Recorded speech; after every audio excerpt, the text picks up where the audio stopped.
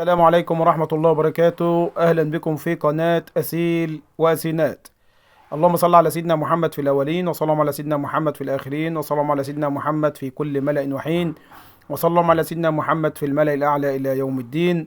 اللهم صل على من ولد يتيما وكان له شأنا عظيما وجاءنا بالإسلام دينا، سيدنا محمد وعلى آله وصحبه وسلم تسليما كثيرا طيبا مباركا فيه، عليك يا سيدي يا رسول الله.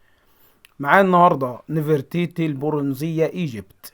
نفرتيتي البرونزية ايجيبت يطلقون عليها هذا الاسم، نفرتيتي البرونزية ايجيبت. دي راس نفرتيتي يا جماعة، طبعا مش الأصلية عشان السادة المشاهدين. الأصلية موجودة في مصر ومصنوعة من الذهب الفرعوني. أما القطعة الموجودة أمامكم هذه فهو شغل من النحاس، معمول على هيئة نفرتيتي البرونزية ايجيبت، تقريبا من النحاس الأحمر. نفرتيتي البرونزية ايجيبت، نفرتيتي البرونزية ايجيبت. مرسومة زي ما انتم شايفين السادة المشاهدين.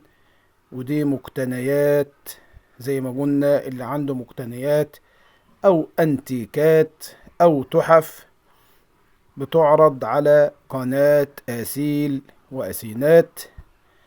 كتاب قديم أو أنتيكات قديمة ذات قيمة أو طوابع.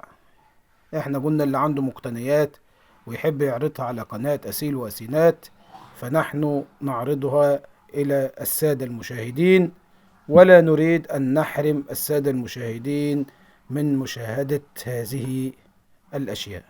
دي مقتنيات يا جماعة، مقتنيات، ودية راس نفرتيتي البرونزية ايجيبت. ويا ريت الفيديو يكون عجب حضراتكم ويكون نال إعجابكم، ولا تنسوا الاشتراك في القناة واللايك ليصلكم كل جديد من قناة أسيل وأسينات. والسلام عليكم ورحمة الله وبركاته.